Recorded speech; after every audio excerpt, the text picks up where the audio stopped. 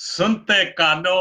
Alfred गेल आज New York से आपके सामने सच्ची और अच्छी बातों के लिए हाजिर है और सलाम अर्ज करता है। आज का मेरा शो है 231 शो और आज का खास जो मैं जिक्र करूंगा, मेरे संबंधी मेरी बहू के बड़े अब्बू में जो खुर्शीद साहब जो कराची में थे, खुदा को प्यारे हो गए और उनका थोड़ा सा जिक्र होगा। और आज का शो का टॉपिक ही मेरा जिंदगी और मौत। और सबसे पहले तलावते कलाम पाक और तिमोथियस की किताब उसका 2 बाब 11, 12 और 13 आयात पढ़ूंगा। यह बात सच है कि जब हम उसके साथ मरे तो उसके साथ जिएंगे भी। जब हम उसके साथ मरेंगे तो उसके साथ जिएंगे भी।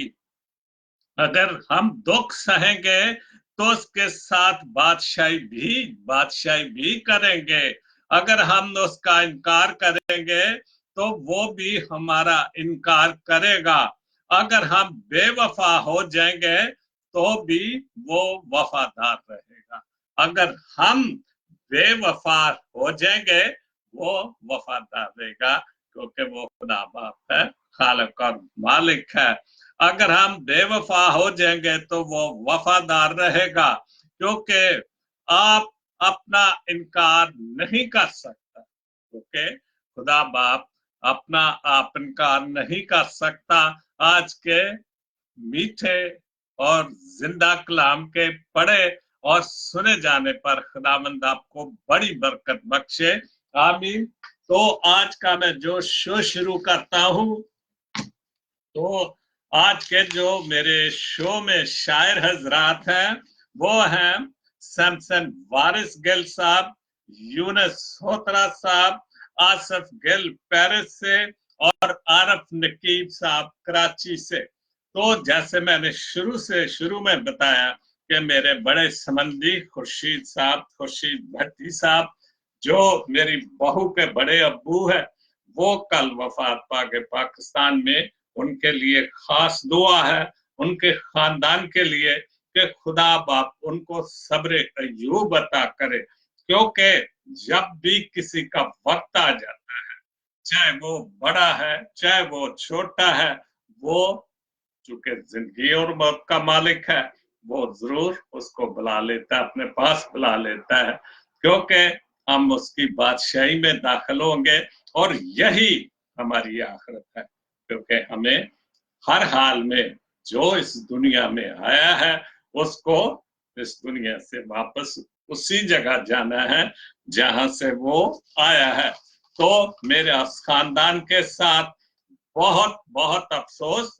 जाहिर है कल हम अपनी बहू के पास भी गए, उसके साथ भी हमने जो अफसोस करते हैं हमने किया। तो दुआ करता हूँ खुदा बाप जी, तूने अपने बंदे को बुला लिया। खुदा बाप जी ये तेरा इंतजाम है, क्योंकि तो जिंदगी और मौत का मालिक है। तूने दिया, तूने लिया। उसके खानदान के लिए दुआ करता, उनके बच्चों के लिए, खुदा बाप जी अपनी बहू के लिए, कि जो वो अपने घर से दूर है, तो जाहिर परेशानी है। तो खुदा बाप जी सबको तो सब्र जमील अता कर, और खास तौर पर अपने बंदे को अपने पास अच्छी जगह नानायत कर। ये मांगता हूं तेरे प्यारे बेटे खुदाम यीशु मसीह के वसीले से। तो मैं शो शुरू करता हूं, क्योंकि ये तो जिंदगी का सिलसिला है। जिंदगी और मौत तो चलनी है और ये हकीकत है। तो आज का टॉपिक भी जिंदगी और मौत है। और उससे पहले जो 2 अशार मैंने लिए हैं आसफ गिल साहब के, जो पेरिस में है, उन्हें लिखा है, गयूर खुदा को सजदा करके तो देख, गयूर खुदा को सजदा करके तो देख, यस्सु के नाम से फिर मान के तो देख। हम उसको सजदा तो करें जो सच्चा है, जो इलाही है, जो अल्लाहों का मालिक है, हम उसको सजदा तो करके देखें। वो कोई पत्थर तो नहीं जिसको पत्थर को पूछे तो जवाब नहीं देगा। वो तो जवाब देने के लिए बैठा हुआ है।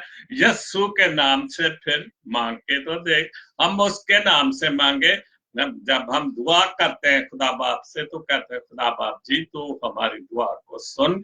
ये मांगते हैं तेरे प्यारे बेटे खुदाम जी यीशु मसीह के वसीले से। तो जब हम उसके नाम से मांगते तो हमारी दुआएं सुनी जाती है। दोनों जहां के यीशु ही है वो हस्ती। बहुत अच्छा सब।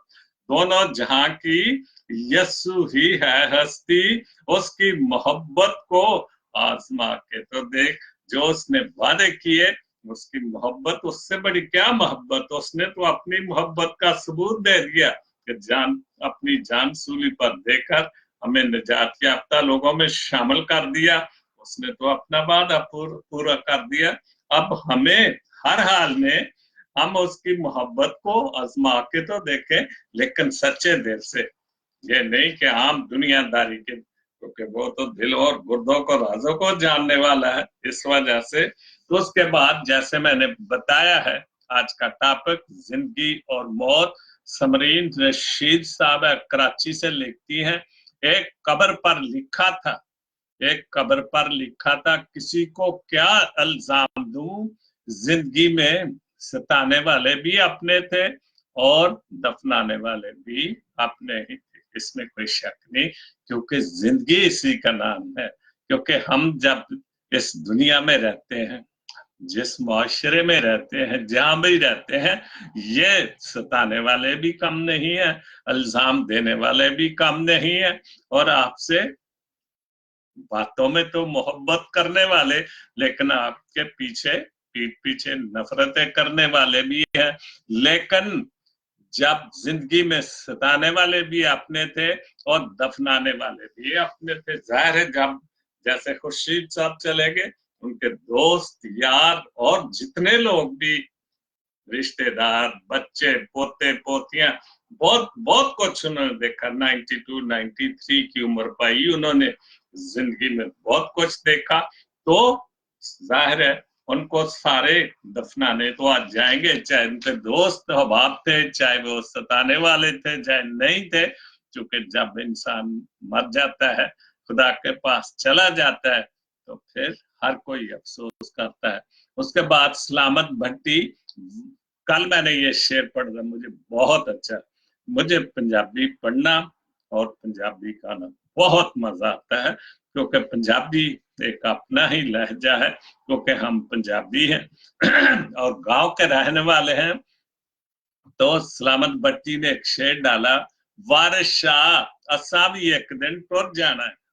वारिस शाह असा भी एक दिन टुर जाना, कुंडे मार के इन्ना हवेलियां नू, चाहे को गरीब है, चाहे को अमीर है, चाहे को बादशाह है, ਉਹਨੇ ਤੇ ਜਾਣਾ ਹੀ ਜਾਣਾ। ਉਹ ਆਪਣੇ ਮਹੱਲਾ ਨੂੰ, ਆਪਣੇ ਘਰਾਂ ਨੂੰ,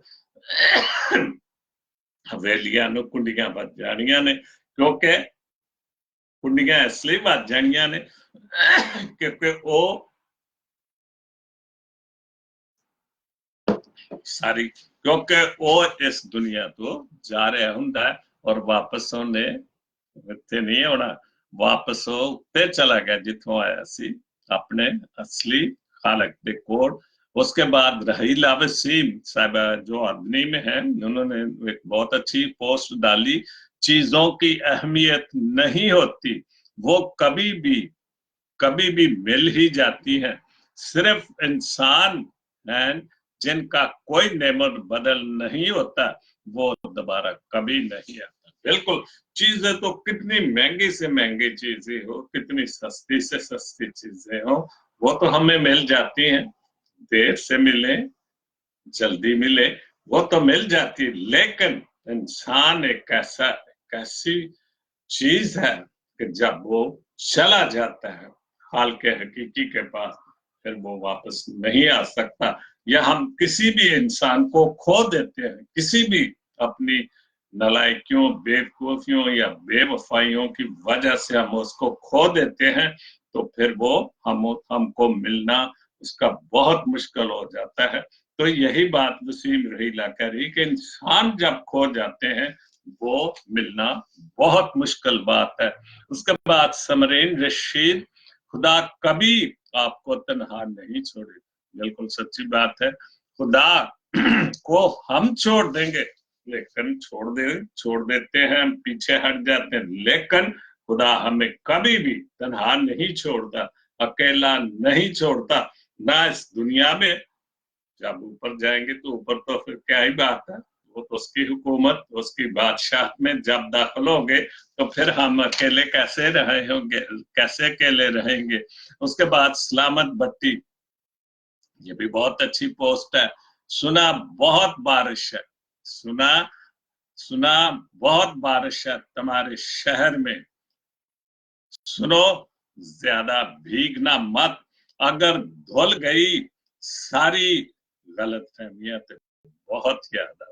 बहुत अच्छी पोस्ट है भाई। खुदा रे गलत फहमियां ना धुले, हमारी जो गलतियां गुनाह हैं वो बारिश से धुल जाए, ताकि हम जब अपने हकीकी खुदा के पास जाएं तो हम बिल्कुल पाक साफ होकर जाएं। ठीक है, गलत फहमियां लिखा है सलामत भट्टी ने, लेकिन अगर हम अपनी गलतियां का नाम भी धो लें, क्योंकि उसने तो अपना खून बहा दिया, अगर हम उसके खून से अपनी गलतियों गुनाहों की माफी मांगे कि तू खुदा बाप जी अपना अपने बेटे का पाक खून हमारे जिस्म पर डाल दे, ताकि हमारी सारी जिस्मानी गंदगी, गुनाहों की गंदगी बिल्कुल पाक साफ हो जाए, तो ये बहुत बड़ी बात है। उसके बाद पास्टर डेनिस गिल, बहुत अच्छा लिखा उन्होंने, गैर मजहब में इंसान खुदा को ढूंढता है।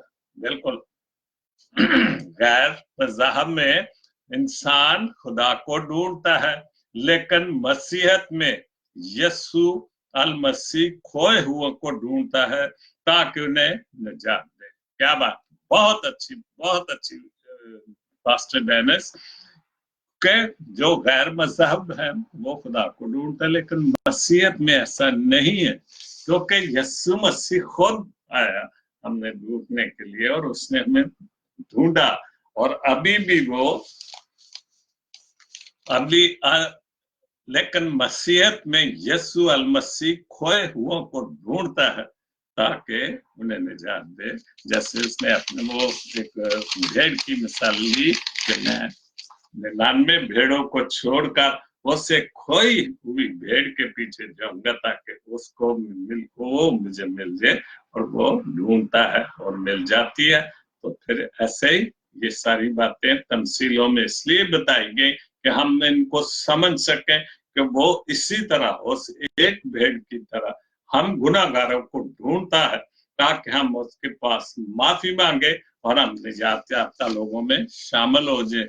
उसके बाद अहम आदमी, पता ही नहीं चलता उम्रों को ढलने का, ये बिल्कुल बड़ी बात है। पता नहीं चलता उम्रों को ढलने का, लज्जतों को खत्म होने में, लोगों की नजरों से ओझल होने में, चाहतों को खत्म होने में बहुत थोड़ा सा वक्त लगता है। बिल्कुल सच्ची बात है। हर आदमी किसी भी हवाले से है तो वो अभी समझता है कि मैं अभी भी जवान हूं, मैं अभी भी जवान हूं। मैं खुद सोचता हूँ कि अभी कल की बात लगता है कि जवान थे, स्कूल में पढ़ रहे थे, और आज हम बच्चों के बच्चे देख रहे हैं। तो ये वक्त की बात है, पता ही नहीं चलता। हम खुद कई बार, मैं अपने बच्चों से, बड़े भाई के बच्चों से, अपने बच्चों से बात करता हूँ कि मैं हैरान हूं कि कल आपको गोद में खिला रहे थे, आज हम आपके बच्चे देख रहे हैं, क्योंकि वक्त का पता नहीं चलता कैसे ढल जाता है। इंसान कितना भी खूबसूरत हो, कितना भी, वो उसकी आखिरकार उम्र ढलनी होती है। तो उसके बाद सैमसन वारिसगल, चार मिस्री नज़म उन्होंने लिखी है। उसके बाद यूनस सोतरा की भी सेम ही चीज है, चार मिस्री जो नज़म है उनकी भी, मट्टी कमार से सवाल नहीं किया करती है। बिल्कुल सही बात है, मट्टी कमार से सवाल नहीं किया करती, किस शक्ल में उसने उसको डालना है। किस शक्ल में उसे ढाला जाए। बिल्कुल, मट्टी तो कुम्हार के हाथ में होती है, वो कारीगर है, किस तरह कौन सा बर्तन उसने, पाक बर्तन बनाना है, नापाक बर्तन बनाना है, क्या क्या बनाना है, ये तो उसकी मर्जी बात। इसी तरह ये खुदा की मर्जी है, क्योंकि वो बहुत बड़ा आर्टिस्ट है। उसने कैसे मुझे, आपको या हमारे आने वाले जो लोग आ रहे हैं, बच्चे आ रहे, कैसे उसने बनाने, कैसे शक्ल बनानी, क्या उसने, ये उसके हाथ में, हमारे हाथ में दुनियावी तौर पर, कि जैसे कुम्हार के हाथ में मट्टी होती है, आम मट्टी को वो गूंथता है और उससे खूबसूरत बर्तन जो है वो बनाता है। ये उसकी मर्जी है कि किस किस्म का बर्तन उसने बनाना है। खालिक की मर्जी जो चाहे वो करे, वही बात, खालिक की मर्जी जो चाहे वो करे, मखलूक को उसका हुक्म बचा लाना। बिल्कुल, ये खालिक की मर्जी है, खुदा पाक की मर्जी है कि वो जो चाहे करे, जैसी मर्जी वो करे, हमें सिर्फ उसका हुक्म बजा लाना है, उसके हुक्मों पर अमल करना है, उसके 10 हुक्मों पर अमल करना है। और भी क्या बातें हैं, हुक्म ही हुक्म है, क्योंकि खुदा मोहब्बत है। और उसने यही सबसे बड़ा सबक दिया है कि तू एक दूसरे से मोहब्बत रखो, और अपने पड़ोसी से सबसे ज्यादा, यही सबसे बड़ा हुक्म है।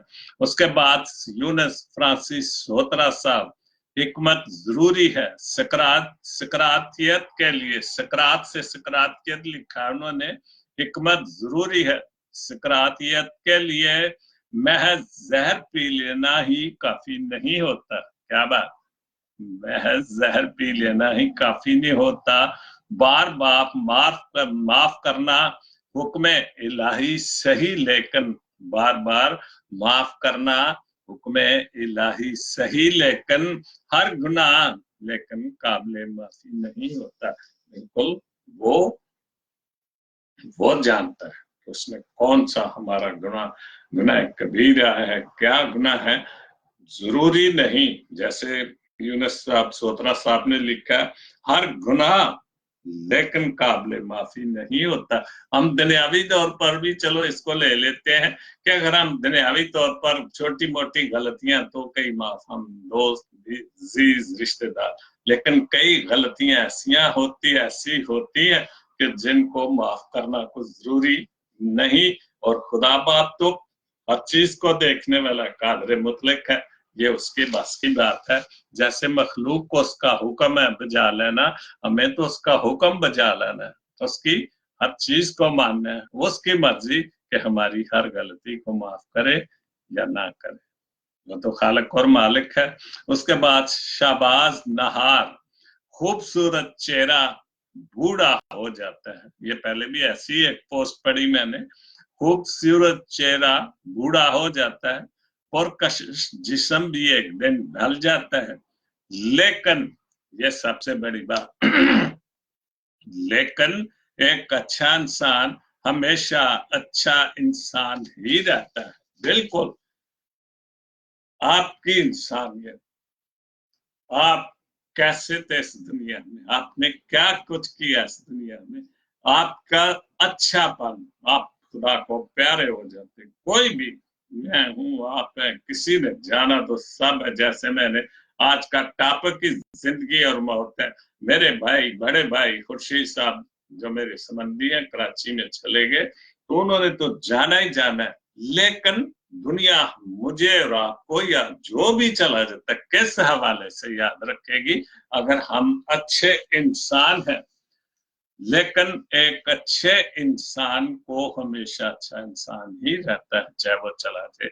आपका जिस्म कितना पुरकशिश हो, चेहरा कितना अच्छा हो, आखिर उसने बूढ़ा भी होना है, जिस्म ने भी ढलना है, लेकिन जो अच्छा इंसान है वो अच्छा ही रहेगा, चाहे वो चला जाए इस दुनिया में, चाहे इस दुनिया में रहते हुए भी वो अच्छा इंसान कहलाएगा, लोग अच्छे लफ्जों में उसको याद करेंगे। उसके बाद शबाज नहार की दूसरी बात, लोगों के दिल आप साफ नहीं कर सकते, मगर अपना दिल साफ रखना आपके इख्तियार में है। बिल्कुल, हम किसी के लिए भी, हम किसी को कुछ नहीं कर सकते, क्योंकि लोगों का दिल हम साफ नहीं कर सकते। लेकिन ये तो हमारे इख्तियार में है ना, हर एक बंदे के इख्तियार में है कि हम अपना दिल तो साफ रखें, हमें अपने आप को तो दूसरा अपना दिल दिमाग साफ रखें, ताकि वो हमसे अच्छा बर्ताव करने वाला हो। उसके बाद जान मंटो, उन्होंने जो सादत हुसैन मंटो की खूबसूरत बात लिखी, जान मंटो साहब मेरे दोस्त जो फिलाडेल्फिया में है, उन्होंने बहुत अच्छी चीजें लिखते हैं।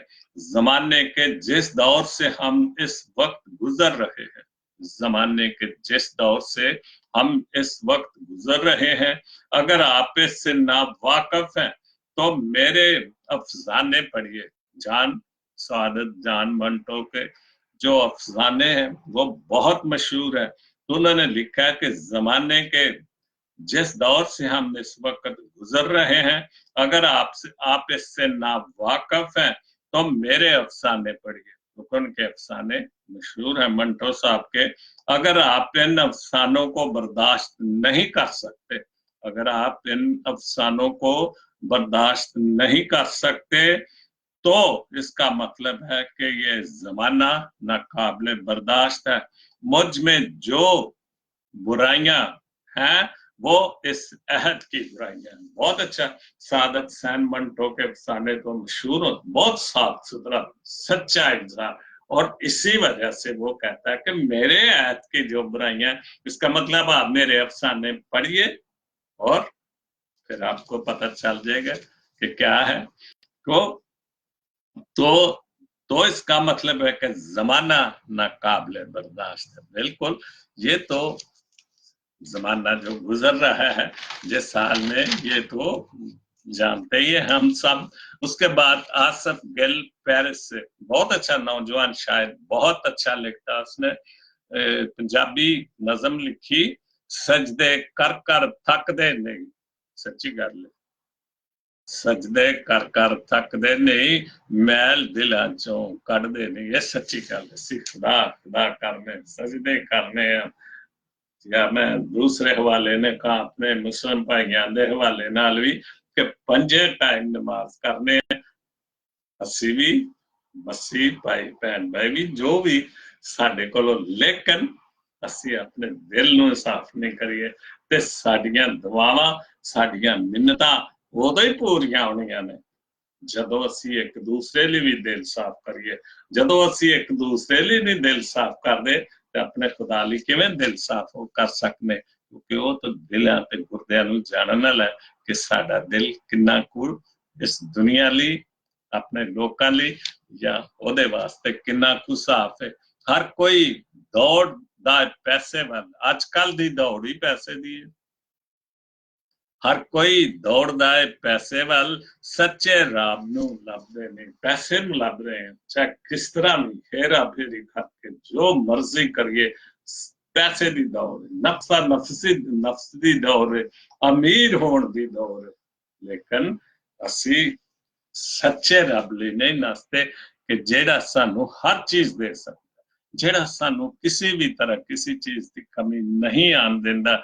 सच्चे दिल नाल और सच्चे ते अच्छे तरीके नाल, किसे उल्टे रास्ते नाल सानू नहीं, अगर सच्चे रब नूं असीं मन्नीए ते लभीए। दुख दर्द इन्हां दे मुकद्दरां विच, बिल्कुल सच्ची बात, दुख दर्द इन्हां दे मुकद्दरां विच शैतान दा पिछा ते छड्डदे ने। क्यों? दुख दर्द सही गल, बिल्कुल दुख दर्द, ਅਸੀਂ ਇਹ ਸੋਚਦੇ ਨਹੀਂ ਕਿ ਕਿਉਂ ਸਾਡੇ ਤੇ ਦੁੱਖ ਦਰਦ ਆ ਰਿਹਾ, ਕਿਉਂ ਹੋਈ ਹੈ ਸਾਡੇ ਤੇ ਮੁਸ਼ਕਲਾਂ, ਕਿਉਂ ਸਾਡੇ ਤੇ ਮੁਸੀਬਤਾਂ ਆਈਆਂ ਨੇ।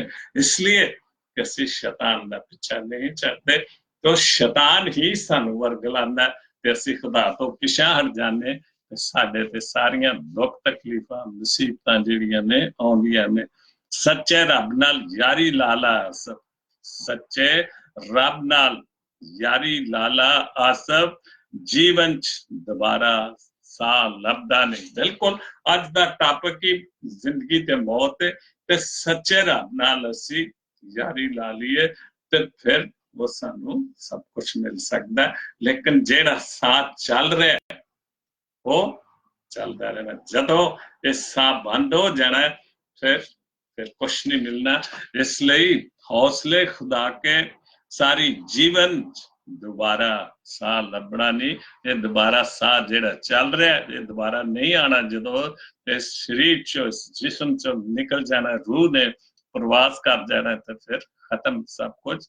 हर कोई सजदे कर कर थकदे नहीं, मैल दिला चो पढ़दे नहीं। उसके बाद आसफ दे दो शेर ने, फुर्सत नहीं है तुझे गुनाह छोड़ने की, हम जिंदगी और मौत से नहीं डरते, गुनाहों को नहीं छोड़ते, बुराइयों को नहीं छोड़ते। हम नहीं डरते कि जो ऊपर बैठा है वो देख रहा है, लेकिन हम गलती पे गलती, गुनाह पे गुनाह करते जा रहे हैं और उसके सामने करते जा रहे हैं। हौसले खुदा के आजमा रहा है तो मुसलसल। ये सारी गलतियां गुनाह करके वो हौसले जो है वो खुदा के हौसले, हम खुदा को आजमा रहे हैं, क्योंकि उसने तो पहले अपने खुदा को ना आजमाइश कर, कभी भी किसी को आजमाइश में नहीं डाल, और फिर अपने खुदा को हम मुसलसल आजमा रहे हैं। इसको क्यों? वो तो खालिक और मालिक है, वो तो हर चीज को जानता है। तो हमें इन सारी चीजों से फुर्सत ही नहीं है तुझे गुनाह छोड़ने की। हमें वाकई हम दुनियादारी में, दुनियावी धंधों में, पैसे कमाने के चक्कर में, भाग दौड़ में लगे हुए हैं, लेकिन हमें ये नहीं देखते कि हम इन गुनाहों को छोड़कर जो हमारा आखिरी वक्त है वो हमें ऊपर ही जाना है, उसके पास ही जाना है। तो उसके बाद और शेर है दो, गुजर गया जो कल वो फिर ना मिला। बिल्कुल ये सच्ची बात है, जो वक्त निकल जाता है वो कभी वापस नहीं आता। ये बहुत बार मैंने ये इस बात टॉपिक पे बात की है, क्योंकि जो वक्त निकल गया वो फिर नहीं आता।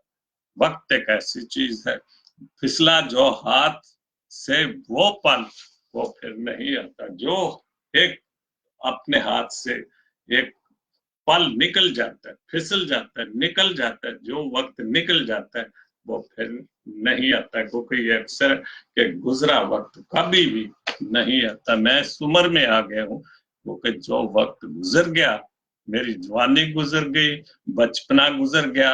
आप सबकी जो जिस हवाले से जिस उम्रों में भी आप देखे, मैं कभी वापस स्कूल अपने में नहीं जा सकता, क्योंकि वो वक्त बचपना था, जवानी थी, जब वो मुझे मिला सब कुछ, मैंने जिंदगी अच्छी देखी। लेकिन अब जिस वक्त से गुजरा हमें इस वक्त को संभालना है, क्योंकि ये वक्त इसके बाद ऊपर ही जाने का है। तो बहुत अच्छा।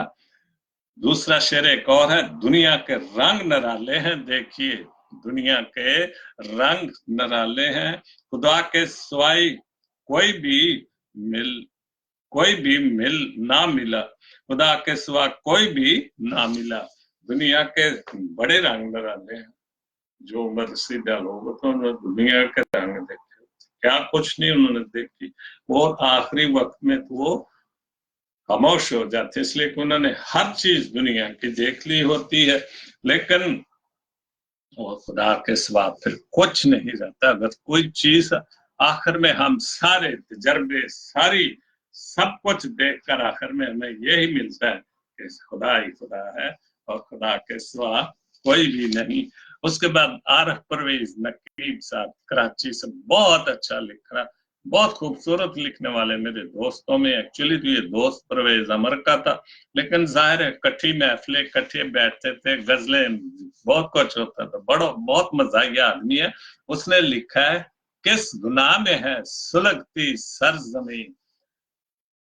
सरजमीन पाकिस्तान के हवाले से लिखना उसने, लेकिन सरजमीन का मतलब है कि हमारा मुल्क पाकिस्तान किस गुनाह में पड़ गया, क्या गलती की कि हम इतना, हमारी पाक सरजमीन जो है वो परेशान है।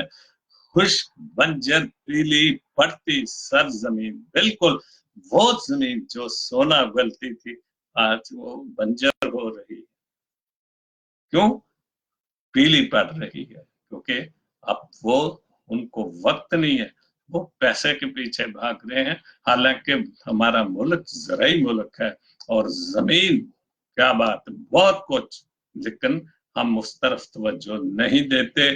खा गई उसको किसकी नजरें बद, बिल्कुल खा गई उसको किसकी नजरें बद, रोजो शब पे जीती मरती सरजमीन, बिल्कुल किसकी नजर उसको खा गई है। आज हमारे मुल्क पाकिस्तान की जमीन को किसकी नजर खा गई कि वो रोज जीती है मरती है, क्या कुछ नहीं होता।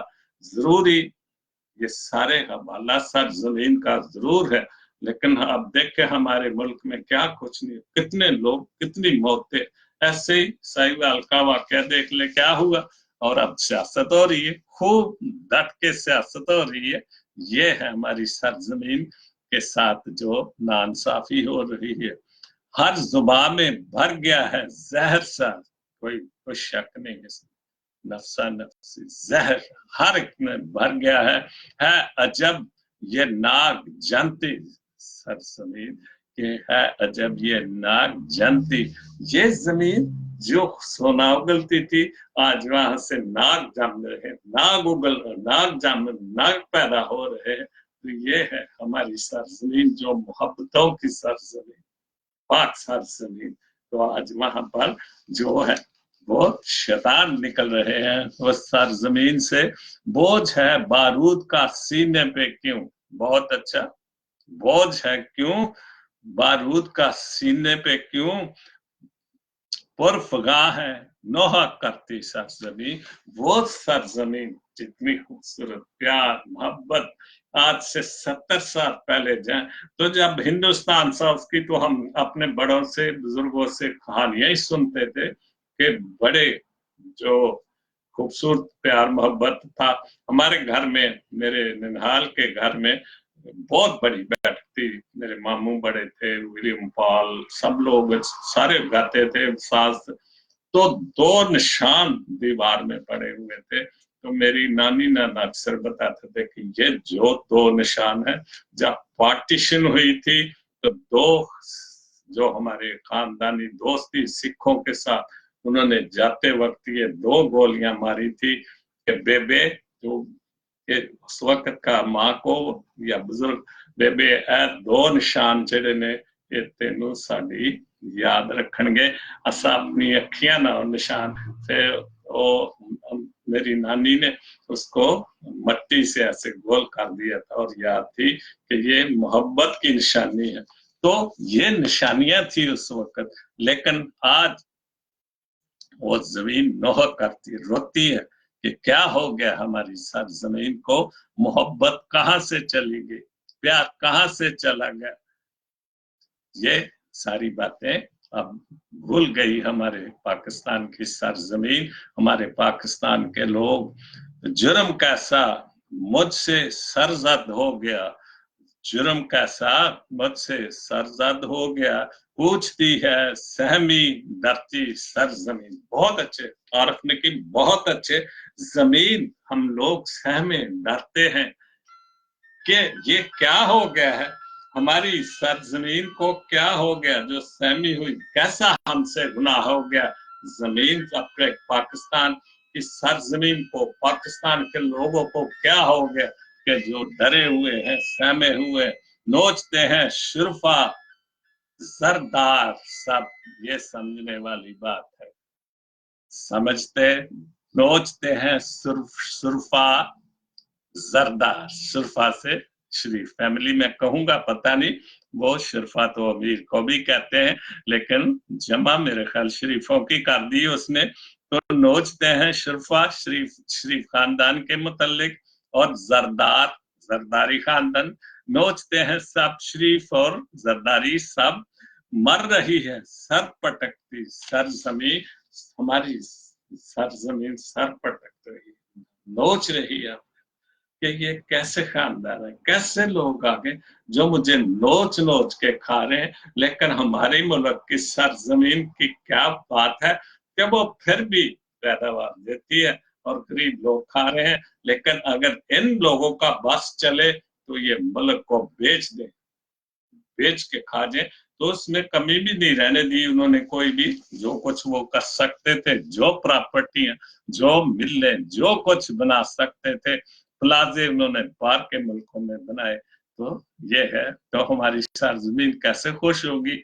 उसके बाद ले गए हैं लूट का सब, ऐ नकी बिल्कुल ये सब कुछ लूट लाट कर दूसरे मुल्कों को बैंकों भर दिए, अमेरिका में प्रॉपर्टी, दुबई में, लंदन में, जो इन्होंने लूटा पैसा जमा किया और बाहर जाकर ले गए, और रह गई हाथ में जलती सरजमीन, और हाथ में सिर्फ जो थोड़ी बहुत जमीन वो जलती रह गई है कि अब क्या होगा। लेकिन फिर भी वहां पर मैं कहूंगा कि खुदा की बरकत है।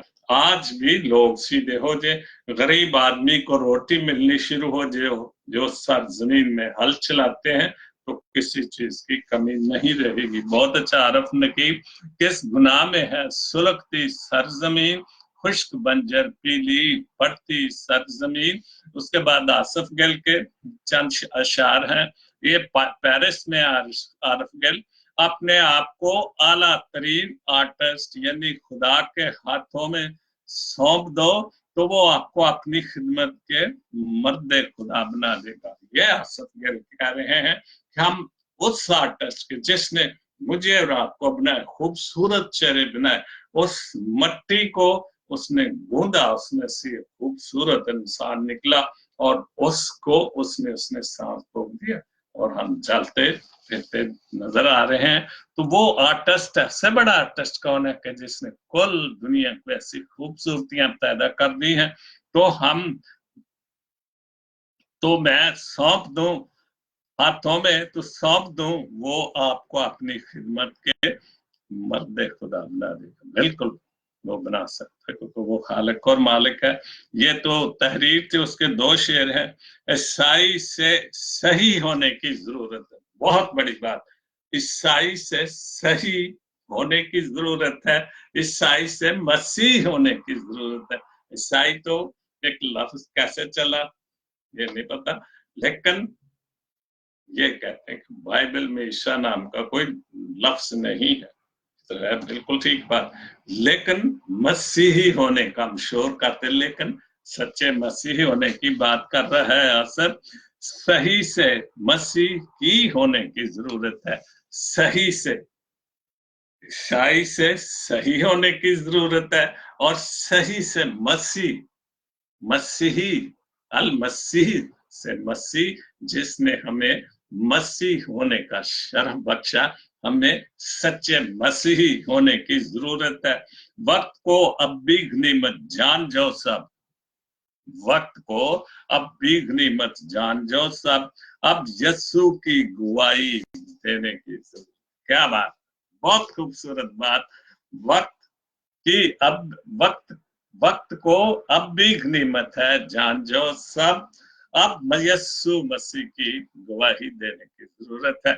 हम सच्चे दिल से गवाही दें कि जो आजकल धंधा बन गया है, मसीही मजहब धंधा बन गया है, उस हवाले से नहीं, लेकिन अगर हम सच्चे दिल से गवाही दें, खुदा के पास जाएं, तो वो हमें हर चीज दे सकता है, क्योंकि उसके घर में किसी चीज की कमी नहीं, क्योंकि हम उसकी मखलूक है।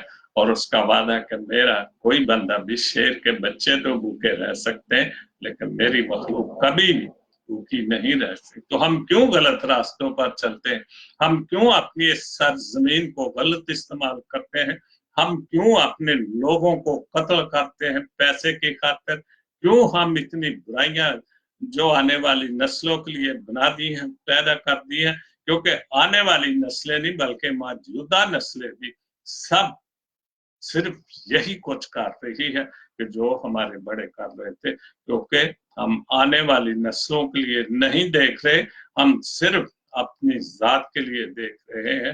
हालांकि जैसे ही मेरा टॉपिक है जिंदगी और मौत, और जब पता भी है क्या इंसान तो खाक है और खाक में फिर मिल जाएगा, तो जब हमें ये सब कुछ पता है, तो हम फिर क्यों मिलियन ट्रिलियन पैसे जमा कर रहे हैं। अगर हम ऊपर खजाना जमा करें, तो जब हम वहां जाएंगे तो उस खजाने से हमें बहुत कुछ मिलेगा, ना कि दुनियावी खजाने से। तो आज का मेरा शो खत्म होता है। खुदा आप सबको बड़ी बरकत दे। God bless Pakistan, God bless Jesus link TV. आमीन।